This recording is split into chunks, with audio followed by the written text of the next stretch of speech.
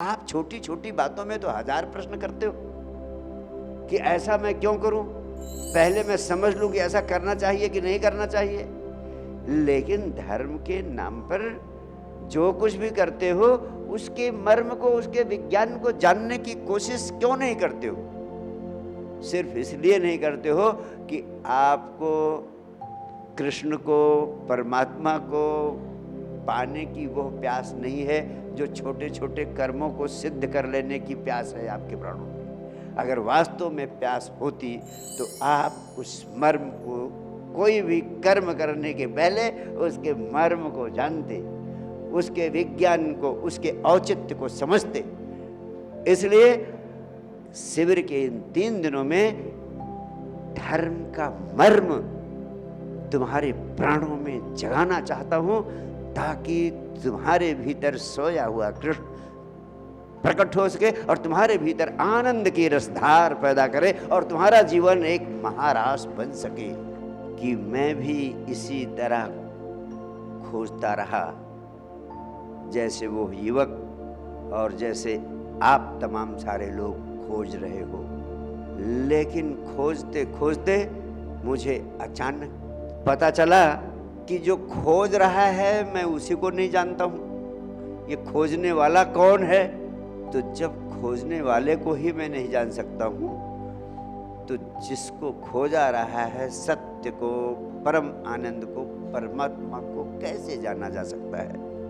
और जब मुझे कुछ मिला तो मैंने एक और अद्भुत सत्य को पाया कि जब व्यक्ति स्वयं को जान लेता है, स्वयं का बोध उसे हो जाता है, तो फिर इस अस्तित्व में, इस जीवन में जानने को कुछ शेष बचता ही नहीं है। यानी स्वयं को जान लेना ही परमात्मा को पा लेना है, स्वयं को जान लेना ही परम आनंद के स्रोत को उपलब्ध कर लेना है। ईश्वर को जब तक तुम बाहर खोजते रहोगे तब तक समझ लेना कि तुम मूर्छा में हो, माया में उलझे हुए हो, बेहोशी में पड़े हो। और समझ लेना कि कुछ भी हाथ लगने वाला नहीं, सिर्फ झूठी सांत्वना लग सकती है, सिर्फ झूठी सांत्वना हो सकती है कि हाँ आपने ये कर लिया धर्म के नाम पर, वो कर लिया आपने देवी देवता या ईश्वर के नाम पर। लेकिन वास्तव में कुछ भी सच्चे अर्थों में तुम्हारे हाथ लगने वाला नहीं। आत्म अनुसंधान से बढ़कर, स्वयं की खोज से बढ़कर धर्म का और कोई अर्थ नहीं है। और स्वयं की खोज की दिशा में आपका सार्थक कदम उठ सके और आप इन 3 दिनों में ही किसी अद्भुत अनुभव को उपलब्ध हो सके, इसकी मैं पूरे प्राणों से चेष्टा करूंगा। अंत में आपसे एक बात और कहना चाहता हूं कि इस भीतर के सत्य को, स्वयं के सत्य को, स्वयं के असीम आनंद को प्रकट करने की विधि क्या है? अभी कुछ दिन पहले मुंबई में एक बहुत बड़ा कार्यक्रम था। उसमें पति और पत्नी विश्वविद्यालय के बड़े प्रोफेसर थे, उस कार्यक्रम में आए हुए थे। कार्यक्रम के बाद उन्होंने मुझसे आग्रह किया, आप मेरे घर चले। उनके घर गया। सिर्फ पति पत्नी दोनों ही साथ रहते थे और कोई नहीं था उनके घर। बड़ा घर था, लेकिन उनके कमरों में मैंने देखा, कुछ कमरों में फर्नीचर A to Z भरे हुए थे। और जिस कमरे में मुझे बैठने का अवसर मिला, उस कमरे में चारों तरफ किताबें भरी हुई थी, बुक्स, नीचे से ऊपर तक। बड़ी मुश्किल से उसमें 2-3 कुर्सी आ सकती थी और एक छोटी सी टेबल। विद्वान प्रोफेसर थे।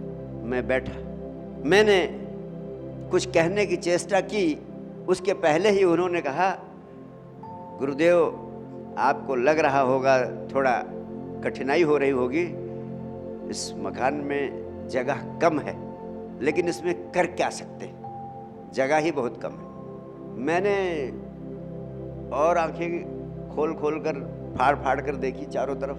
वो और डर से गए।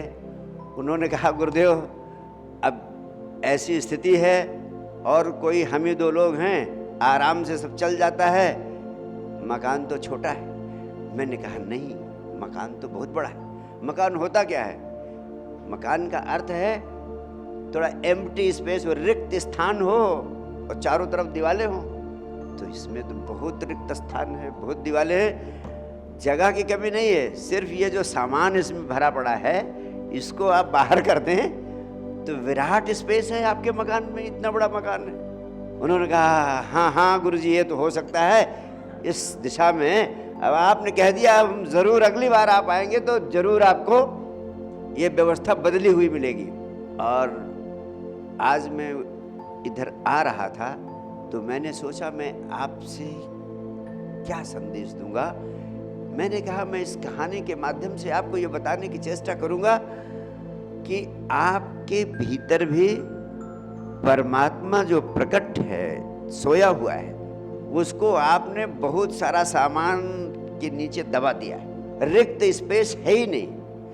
विषय इतने ज्यादा आपके भीतर भरे रहते हैं, इतनी ज्यादा चीजों का सोच विचार आपके भीतर, विषय इतने अधिक हैं कि एक विषय हटता है तो दूसरा आ जाता है, दूसरा हटता है तीसरा आ जाता है, एक विचार जाता है तो दूसरा आ जाता है, दूसरा जाता है तो तीसरा आ जाता है, तीसरा आता है तो 10 और आ जाते हैं, फिर 20 और आ जाते हैं। यानी आपके भीतर जो स्पेस है वो विषय वस्तुओं से इतना ज़्यादा भरी रहती है कि जो आपके भीतर का कृष्ण है, जो आपके भीतर का स्वयं का परमात्मा है, उससे आपका संबंध बनने की संभावना ही नहीं बन पाती। तो जो मैंने प्रोफेसर साहब से कहा कि जो कबाड़ आपके भीतर भरा हुआ है घर में, उस कबाड़ को बाहर कर दो, स्पेस उपलब्ध हो गई, कुछ करने की जरूरत नहीं है। वही मैं आपसे कहना चाहता हूँ। जो कबाड़ सारी दुनिया का आपके भीतर विचारों के रूप में निरंतर भरा रहता है, उस विचारों के कबाड़ को बाहर कर दीजिए, उलीच दीजिए, और उसको उलीचते ही भगवान कृष्ण तुम्हारे भीतर प्रकट हो जाएंगे। इसके अलावा कुछ भी करने की जरूरत नहीं। मैं अध्यात्म को इतना सरल कर देना चाहता हूं कि इस 3 दिन के शिविर में ही अगर आप जागरूक रहे, होशपूर्ण रहे, तो मैं दावा करता हूं अपने सदगुरु को साक्षी मानकर कि आपके जीवन में आनंद की एक तरंग इस 3 दिन के शिविर में ही आपको पकड़ लेगी और वो आपको भीतर से बदलने का काम शुरू कर देगी। उस चेतना में तमाम सारे विषय, तमाम सारे विचार, तमाम सारे विकल्प भरे हुए हैं। उन सारे विषयों को, विचारों को, विकल्पों को बाहर फेंक दो। तुम्हारे भीतर हंसते हुए कृष्ण, बांसुरी बजाते हुए कृष्ण प्रकट होने लगेंगे।